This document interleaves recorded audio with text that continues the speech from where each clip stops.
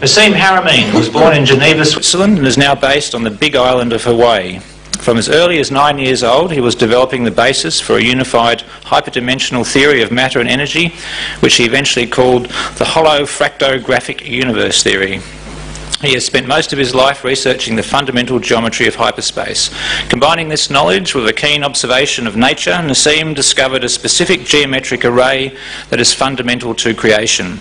His unification theory, known as the Haramein metric, is a new solution to Einstein's field equations that incorporate torque and the Coriolis effects. Together with his recent paper, The Schwarzschild Proton, his theory lays down the basis of what could be a fundamental change in our current understanding of physics and consciousness. In the past 20 years, Nassim has directed research teams of physicists, electrical engineers, mathematicians and other scientists. And he's been giving lectures and seminars for over 10 years. He's founded a non-profit organisation called the Resonance Project Foundation, where as Director of Research he continues exploring unification principles and their implications. The foundation is actively developing a research park in Hawaii which combines science, sustainability and green technology. It's a great pleasure to have Nassim here. Where'd he go? There he is. First time in Australia at a Nexus conference. Please give him a big warm welcome, Nassim Haramein. Thank you. Thanks for having me. It's great to be here. Thank you so much. I thought there was going to be translation into Australian, so, you know, I haven't practiced my... But good day, mate. Not bad. I'm getting there. I'm getting there. All right. Today we're going to learn a little bit about the Schwarzschild Proton. This is a paper I just published last year, and it won an award in Europe, which is good. I was surprised. The director of the conference came up to me. He's like, in the middle of the conference, I thought I was going to get kicked out of the conference, and, you know, because it was a pretty radical paper. It was an invited paper, so I thought, oh, I can go radical because, you know, they can't refuse it if it's invited. And, you know, he took me aside in the middle of a conference, and it was in Belgium at the math department, and I thought, that's it, you know, here it goes, you know.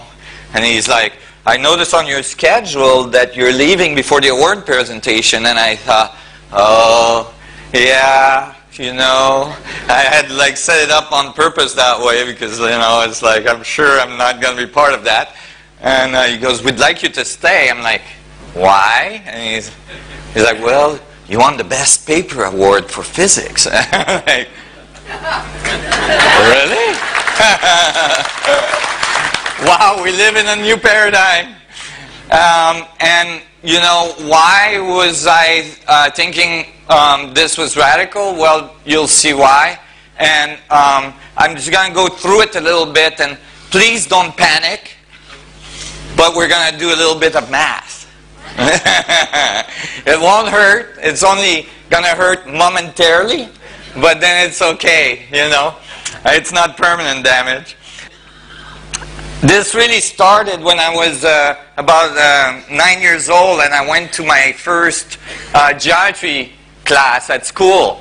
It was, you know, I was not doing so well at school because I had all these esoteric experiences, and I, you know, lived in a world in which, you know, I was interacting with all sorts of things and all sorts of worlds out there, and I was more interested in that than what the teacher was saying. So most of the time I didn't pay much attention, so I didn't, you know, I wasn't doing so well. And when the teacher went to the blackboard that morning and said, today we're going to have our first lesson in geometry, and the first lesson in geometry is dimensions, I was like, oh, adults know about other dimensions? I was like so excited, and then I got so disappointed. Because the teacher went to the blackboard and made a little dot like this and said, this is dimension 0 and it doesn't exist. And I was like, oh, this is not gonna go well. I knew from that moment on I was gonna fail that class. Because I was way back, you know, I was always nearest the door. and I could see the dot. So if I could see the dot, how is it that it didn't exist? And then the teacher did something remarkable. He put a bunch of dots together, made a line, and said, this is dimension 1, and it doesn't exist either, because it still doesn't enclose volume. And then he put 4 lines together, made a plane, called it 2D, and said that's the plane that all your comic strip books lives in, and it doesn't exist. And I could see, like, the kids were crushed, you know. They were like, what? And then he did something miraculous. This is the equivalent of the, you know, miraculous Big Bang, you know. He did something miraculous. He took 6 of these planes, put them together to make a cube, called it dimension 3, and said, this one exists. And I was like, huh? How did that happen? You know, because I don't care if you put 100 million non-existing planes together, you don't get existence, right? If the dot that doesn't exist, right, makes the line that doesn't exist, makes a plane that doesn't exist, you don't get existence. You get non-existence to the 4th.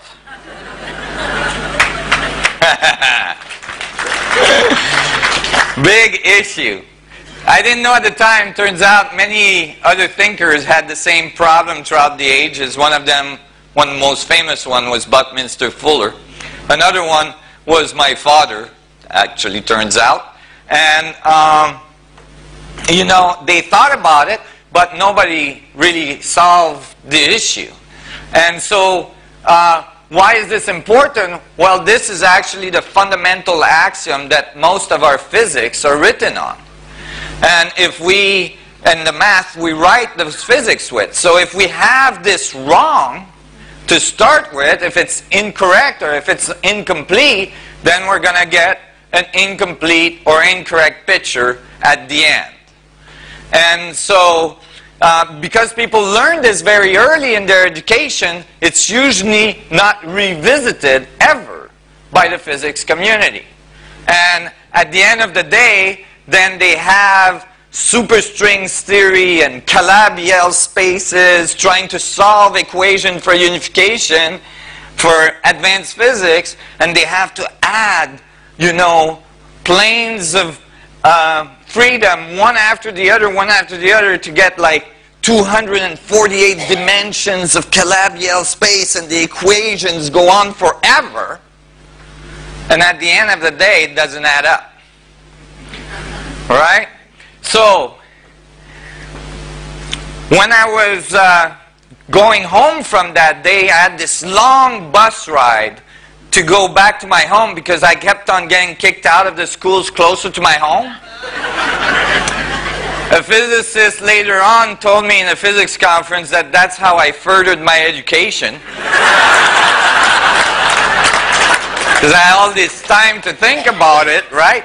And so I'm sitting there, I've got an hour and a half to go, and I'm thinking, man, I gotta solve this dimensional problem. This is not happening. I can't live with this. And I'm thinking, and then the bus is getting fuller and fuller, and I thought, oh, you know, it's getting hot, and so I closed my eyes, and in my mind's eye, I extruded myself from the bus, and I started rising up from the bus, and I saw slowly the bus becoming smaller as I rose further and further, and then I saw the city I was in becoming smaller as I rose further and further and further, and then the continent getting smaller, and then I saw the earth getting smaller, and as I rose further I saw the solar system getting smaller, and like looking like a dot, and then I rose further and further, and then the galaxy started to look like a dot, and I thought, oh my God, it's dots all the way up. And then I flew back into the galaxy and looked at the solar system and flew back in and went back to the earth and found the bus I was in, and I opened my eyes and I looked at my hand and I thought, I wonder what's in there. I closed my eyes, and in my mind's eye, I flew into my hand, and I saw it was made out of millions and millions of dots. We call cells. And then I went onto the surface of one of those dots and looked really carefully, and I got finer and finer, and eventually it opened up like it was stars of dots everywhere. Billions of them that we call atoms. And then I went to one of those dots, and I looked in the middle of it, and sure enough, what was there? Another dot. And I was like, oh, it's dots all the way down. And I had this epiphany, you know, like, oh my God, maybe the universe, maybe the answer to the riddle is the exact contrary. The only thing that exists is a dot. The universe makes points of infinite division and assembles them at different scales and make everything we see. I was like looking at the people in the bus, and I could see they were made out of dots and smaller dots and smaller dots. They seemed to glow with a strange aura, and you know, at this moment. And you know, when you have these moments of epiphany, I'm sure many of you in this room had them, you know what you want to do next, right? You want to tell someone, right? And you all know how that goes, usually. You get the look like, did you take your medication this morning? And, you know, so I ran home when I got out of the bus, and I waited for my mom to come back from work, and when she got home, I was like, Mom, I figured out something at school today, it's so awesome. And my mom was all excited, like, oh my God, he's actually enjoying school, like, oh, maybe he had a good exam, you know, for the first time in his life. And I'm like, Mom, today I learned about dimension at school, and they're wrong. I just went over like a lead balloon. And it's like, Mom, you know, I think it's the contrary, that like the only thing that exists is dots, and you're made out of dots that are made out of smaller one and smaller one and so on. You get infinite amount of dots, Mom. And she looked at me, and she said, you know what, I just worked for 8 hours, I'm real tired, I don't feel infinite at all. And, you know, she had made a point, you know, pun intended. And it's like if everything is embedded into each other to infinity, is how you get boundary condition. How does things differentiate from each other?